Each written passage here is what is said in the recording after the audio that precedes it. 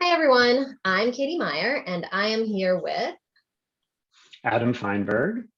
and we are part of the Northeast PBIS network. And we're here today to talk to you about the next step in supporting your classroom systems. So we've talked already about assessing classroom implementation using a variety of assessment tools. And today we'll be talking about how to use that assessment information to guide your support of classroom implementation in your school. So there are a couple tasks that we'll leave you with. One is to aggregate your classroom assessment data. And the other is to plan how you're going to use that data to set goals and to plan professional development and coaching supports for your staff. So as a quick review, we've talked about a couple tools for collecting data on classroom implementation. The first is the CMOT, which is an observation tool.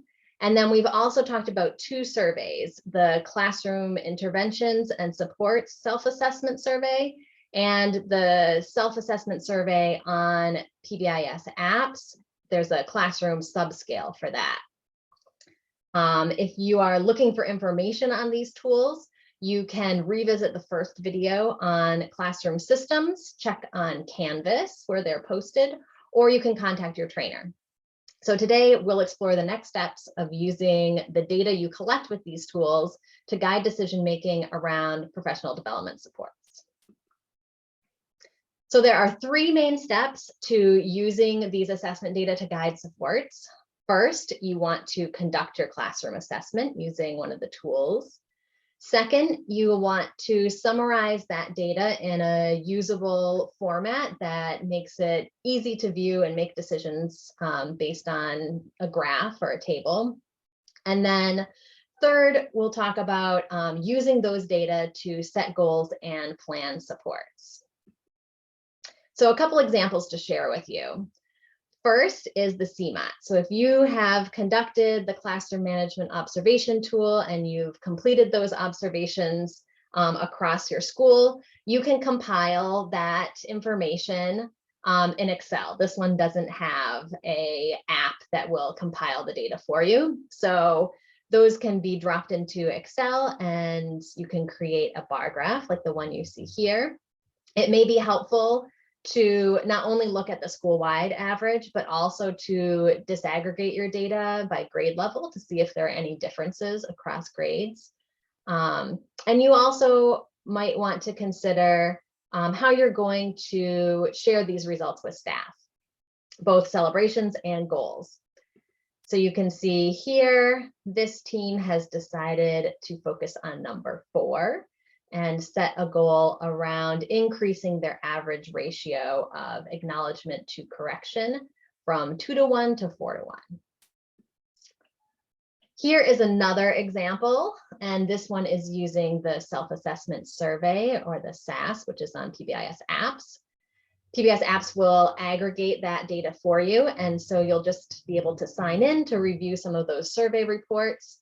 And you'll want to consider both sets of scores on this survey. So here's an example of what the items look like. You can get a report by each item.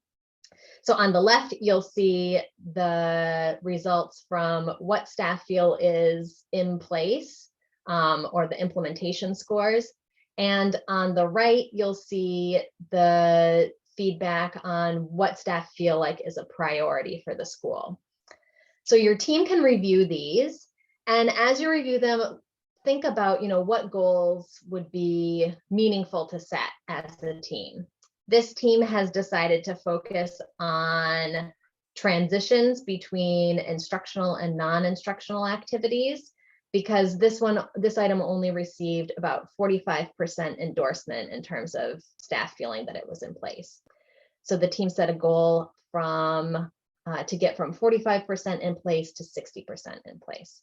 So again, just two examples of what data review and goal setting can look like using some of these surveys. And Adam is going to talk about the next step, which is then using those data to set goals and plan supports. Thank you, Katie. So here are a few guidelines for planning supports. Organizes both professional development, what we do to support all staff or maybe a grade level group of staff, and coaching and how we kind of go deeper for staff that may need more modeling and support. So quick highlights. Please make sure that you celebrate strengths as well as sharing your goal. Understand where some resources are and in a sense of where you can get additional supports for identifying training content, and always make sure you check in with your trainers. There's a lot of great resources that they probably know of beyond what's on anypbs.org or pbs.org itself. When thinking about coaching, make sure that you are teaching explicitly, that you're modeling and supporting your staff in the areas that they need related to that goal that your team selected.